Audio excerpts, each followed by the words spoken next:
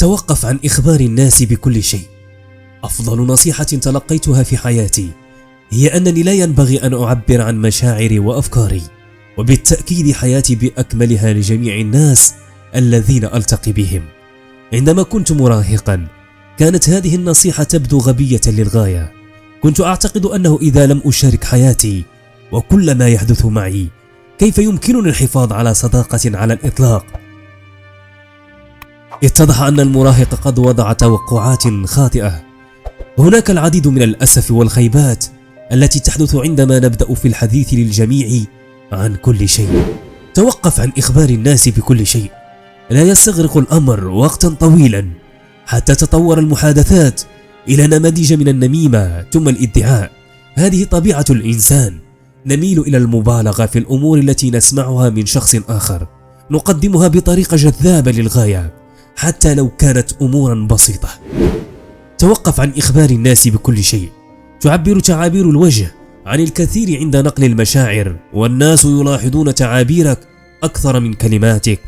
عندما تقول لشخص أنك تشعر بجذب تجاه شخص ما، يتصاعد الحديث ويصلون إلى استنتاج أنك قد تحب شخصا معينا بسبب معرفتهم بطريقة مباشرة أو غير مباشرة.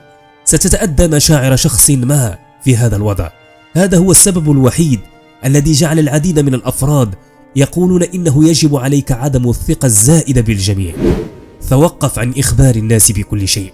لدينا فم يرغب في إفراغ كل شيء عندما نشعر بالاتصال مع شخص ما، ولكنها ليست فكرة جيدة لمشاركة كل شيء حدث أو يحدث في حياتك فقط لأنك تريد التحدث. العالم كان دائما مكانا قاسيا للعيش، والثقة في كل شخص تلتقي به يمكن أن تكون ضارة. الناس يرغبون في إيذائك ولكن سيتحدثون إليك بلطف. ستكون هناك أوقات ترغب في البقاء مع أقاربك بدلا من لقاء أشخاص جدد فقط لأنهم سيكونون ألطف، ولكن عليك أن تفهم أن هناك خطا رفيعا بين أن يحبوك بكلمات حلوة وبين أن يقتلوك بها. الأمر هو أنك لا تحتاج إلى مشاركة كل شيء. عليك أن تتوقف عن قول كل شيء للجميع، خاصة مشاعرك وحياتك الحزينة. كيف تتوقف عن إخبار الناس بكل شيء؟ الناس هنا جاهزون ليحدثوك عن عالم غير موجود، وأنت بدورك تصدق وعودهم. فعلت ذلك أيضا، وما هي النتيجة؟ استغرق مني وقتا طويلا للعودة مع أصدقائي القدامى والأقرباء. العيش بمفردك جيد، لكن فقط توقف عن إخبار الناس بكل شيء. حكاية من صديقي. شريكي غضب مرة واحدة لأنني شاركت الكثير عنا على وسائل التواصل الاجتماعي. سألته لماذا، وحصلت على الإجابة في شرح واسع يذكر فيه كيف يحب الناس خلق فوضى في حياة الآخرين، خاصة إذا رأوهم أكثر سعادة منهم.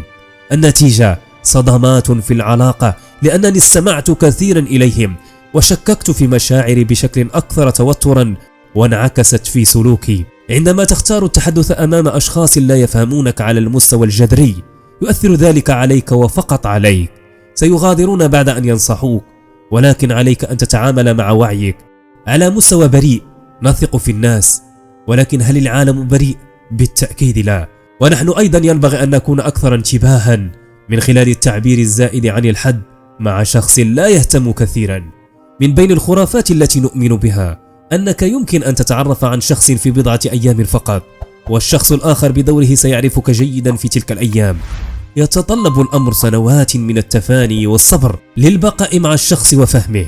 نعم، أهمية وجود شخص جديد في حياتك يمكن أن يكون مثيرا للغاية، ولكنك لا تستطيع قتل العلاقات السابقة بسببهم. لماذا يجب التوقف عن إخبار الناس بكل شيء؟ كيف أتوقف عن إخبار الناس بكل شيء؟ عندما تقرر قطع علاقة سامة تخطو إلى الوراء في حياتك لأن الأشخاص الذين يهتمون بك لم يعودوا معك، عليك أن تعيش بمفردك، لأن هؤلاء الأشخاص المؤقتين سيضحكون معك ولكن لن يكونوا معك عندما تحتاج إلى شخص ليجعلك تبتسم، فضلا أن يكونوا موجودين لمساعدتك في حياتك. الصداقات التي استمرت لسنوات أفضل من الصداقات التي استمرت لأشهر. هذه العلاقات لا تعمل إذا لم تخصص وقتك بطريقة صحيحة. قلتها في وقت سابق وسأكررها مرة أخرى. أن تعبر عن حياتك للجميع سيجعلك مهرجا لأن الناس سيبدأون في نشر الشائعات حول مشاعرك وعواطفك. يمكن أنك مررت بفترة مؤلمة بالنسبة لك، ولكن يمكن أن تكون حالة للضحك للآخرين. كلما استوعبت الأمور جيدا، كلما فهمت أكثر أنه لا يوجد شخص أفضل من أقربائك، والتفاهم لا يمكن بناؤه في أيام. مع ذلك فكر مرتين قبل أن تضع حياتك أمام أي شخص. توقف عن إخبار الناس بكل شيء عندما لا يكون ذلك ضروريا. نحن جميعا نحب مشاركة آرائنا، خاصة عندما يتعلق الأمر بأمور تهمنا، ولكن في بعض الأحيان قد يتسبب مشاركة أفكارنا في مشاكل الآخرين. هذه قصتي. كنت أتسم بالصدق والشفافية، حيث كنت أشارك الناس بكل تفاصيل حياتي سواء كانت إيجابية أو سلبية. كنت أعتقد أن الصدق هو أساس العلاقات القوية، ومع ذلك بدأت أواجه صعوبة في حياتي الشخصية والاجتماعية. بدأ الناس يستغلون صدقي ويستخدمون المعلومات التي أشاركها معهم ضدي. بدأت أشعر بالضعف والاستغلال، وكنت أشعر بأن الكثير حولي لا يقدرون صدقي. في أحد الأيام قررت تغيير نهجي. قررت أن أكون أقل شفافية وأن أحتفظ ببعض التفاصيل لنفسي. بدأت في التوقف عن إخبار الناس بكل شيء، خصوصا الأمور الشخصية التي تحتاج إلى حماية. مع مرور الوقت بدأت أشعر بالتحسن في حياتي. أصبحت أكثر قوة وأمانا، حيث أستطيع حماية نفسي من الأذى والاستغلال. بدأت أجد التوازن بين الصدق والحفاظ على خصوصيتي. في النهاية نحن ندرك أهمية الصدق والشفافية في بناء علاقات صحية ومستدامة، ومع ذلك يجب علينا أيضا أن نتذكر أن هناك حدودا لحماية خصوصياتنا وسلامتنا العاطفية.